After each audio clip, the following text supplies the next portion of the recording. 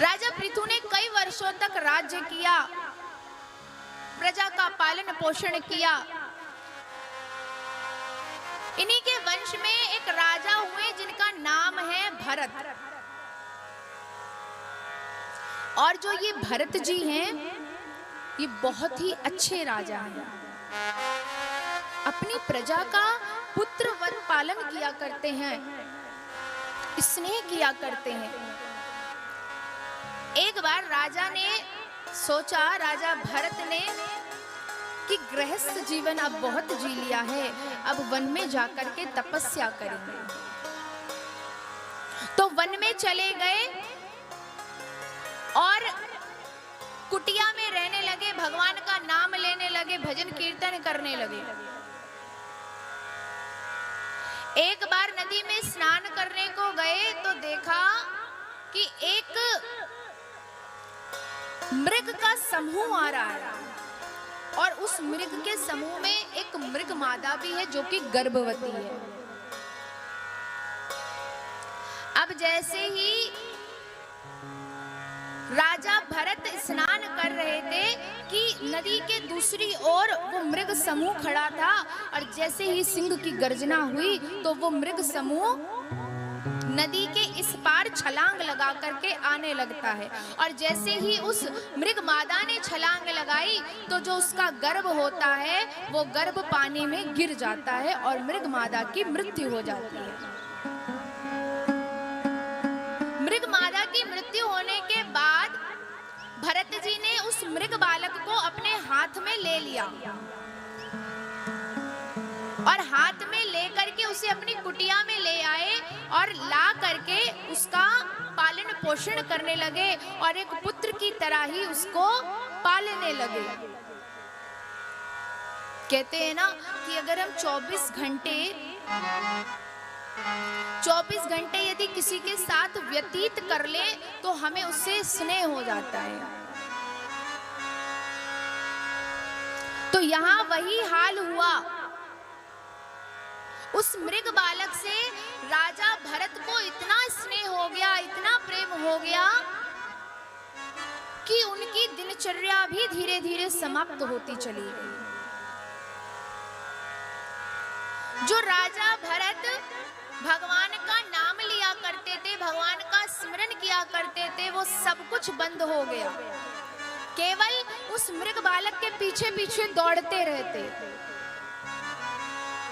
उसको खाना पीना सब कुछ खिलाते रहते। और एक बार राजा भरत का अंतिम समय आ गया। वो समय आ गया जब राजा भरत अपने प्राणों को त्यागने वाले थे।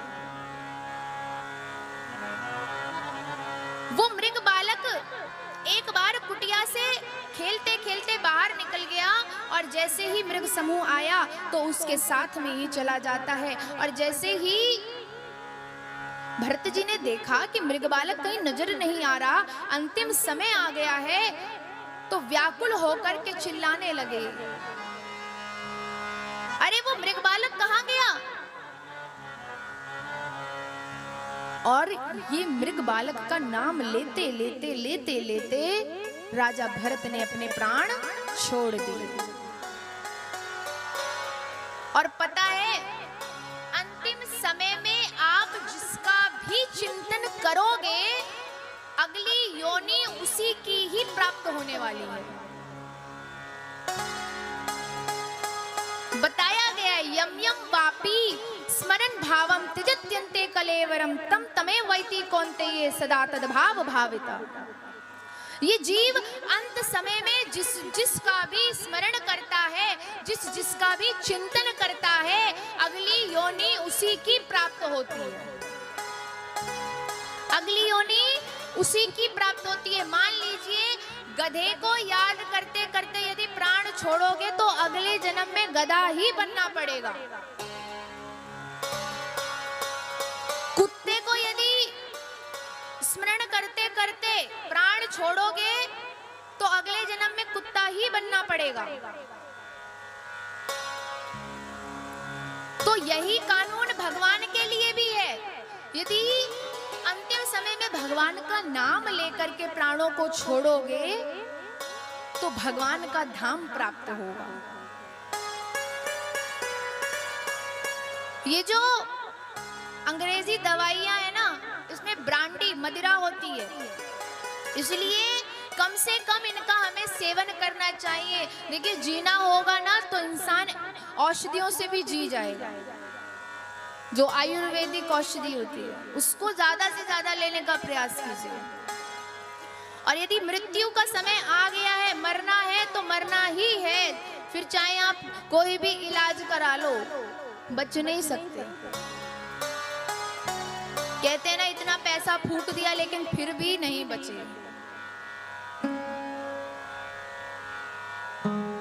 इन दवाइयों का सेवन करने से तामसी वृत्ति होती है और तामसी वृत्ति में रहने वाला व्यक्ति अगले जन्म में पहाड़ या वृक्ष बनता है।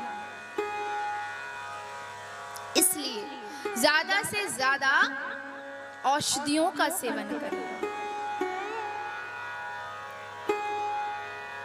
यहां राजा भरत का अंत हो गया। अब यहाँ पर अगली योनि मृग की प्राप्त हुई राजा भरत को, क्योंकि मृग का चिंतन करते करते प्राणों को छोड़ा था। अगली योनि मृग की प्राप्त हुई, और लेकिन अच्छे कर्म किए थे, भगवान का नाम लिया था, तो बुद्धि भ्रष्ट नहीं होती है, बुद्धि भ्रष्ट नहीं हुई। बोले इस जन्म में वो मन ही मन में भगवान का नाम लिया करते, भगवान को याद किया करते, हर समय भगवान का चिंतन किया करते, और एक बार सही समय आने पर गंडकी नदी में खड़े होकर के अपने प्राणों को त्याग दिया। अब अगली योनि एक ब्राह्मण के यहाँ जन्म लिया, और इन ब्राह्मण देवता के दो पत्नियां थी। एक पत्नी से एक पुत्र और एक पुत्री, और एक पत्नी से जो पुत्र था वो ये भरत जी ही थे, और संयोगवश इस जन्म में भी उनका नाम भरत ही पड़ता है। अब जो भरत जी है ना, बड़े सीधे हैं, बहुत सीधे बालक हैं, किसी से कुछ नहीं कहते, अपने काम में लगे रहते। एक बार ब्राह्मण देवता ने विचार किया कि अब वन में जाकर के भगवान की तपस्या करेंगे। ब्राह्मण देवता वन में गए और वहां जाकर तपस्या करने लगे। यहाँ पर भगवान की तपस्या करते करते समय आने पर अपने प्राणों को छोड़ा है, और जो भरत जी की माता है वो खुद सती हो जाती है, और भरत जी को ब्राह्मण देवता की पहली पत्नी को सौंप करके चली जाती है। लेकिन भरत जी बड़े सीधे हैं, किसी से कुछ नहीं कहते, जो जैसा कह देता वैसा ही कर देते। तो इसलिए सभी ने उनका नाम रख दिया, ये तो मूर्ख है, जड़ बुद्धि है, इसको तो जड़ भरत कहो। सभी उन्हें जड़ भरत कहने लगे, मूर्ख बुद्धि। भरत जी इसलिए किसी से कुछ नहीं कहते थे क्योंकि जो उनके साथ पिछले जन्म में हुआ वही सब दोबारा ना हो जाए, इसलिए अपने स्वजनों से भी बात करने से घबराया करते थे, डरते थे कहीं फिर से वही सब चीजों का सामना ना करना पड़े। इसलिए जो जैसा कह देता था वही करने लगते थे, क्योंकि भरत जी जान गए थे कि पिछले जन्म में उन्होंने मृग को याद करके अपने प्राणों को छोड़ा, तो उन्हें मृग बनना पड़ा। इसलिए कहते हैं जब आप अभी से शुरुआत करेंगे, जब आप अपना हर क्षण सुधारेंगे, तभी आपकी मृत्यु सुधरेगी। आप ये कहें कि अभी तो कोई बात नहीं, जब मृत्यु आएगी तब हम नाम ले लेंगे, वो भयंकर पीड़ा होती है बंधुओं। कि उस समय भगवान याद ही नहीं आते। एक छोटी सी कथा है। एक सुनार था,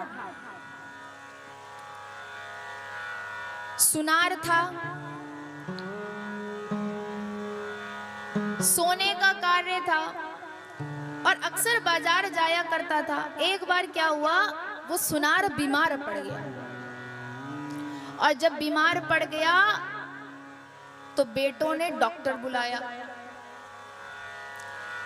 डॉक्टर ने बुखार नापा तो डॉक्टरों ने कहा कि 104 डिग्री।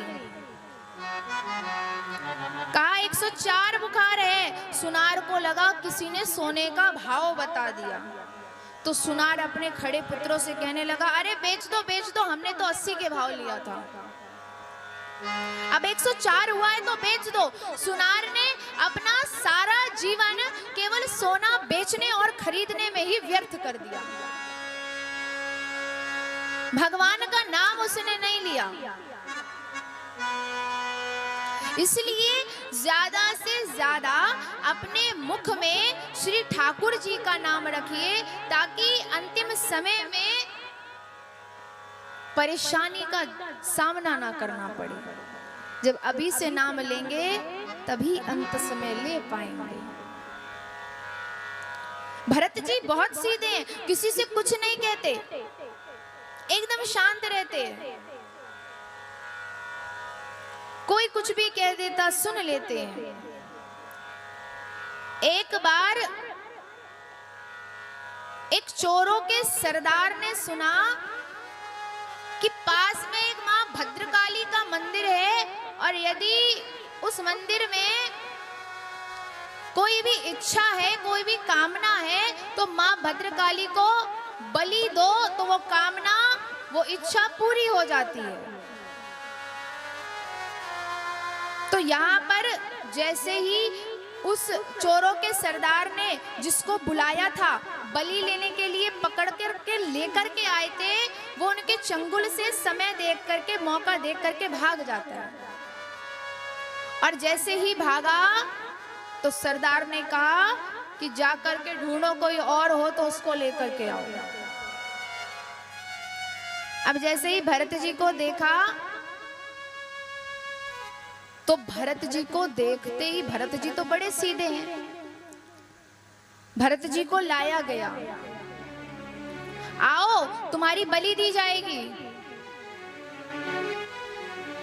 लेकर के आए और जैसे ही, अब देखिए भरत जी को बलि का अर्थ भी नहीं पता कि बलि होता क्या है, इतने सीधे हैं भरत जी। और जैसे ही मां भद्रकाली के सामने लेकर के गए हैं और जैसे ही तलवार निकाली है बलि लेने के लिए, तो मां भद्रकाली प्रकट हो जाती है। बोलिए मां भद्रकाली और उन दुष्टों का संहार करती है और भरत जी की रक्षा करती है। कालों की काल महाकाली भवानी माई कलकत्ता वाली, कालों की काल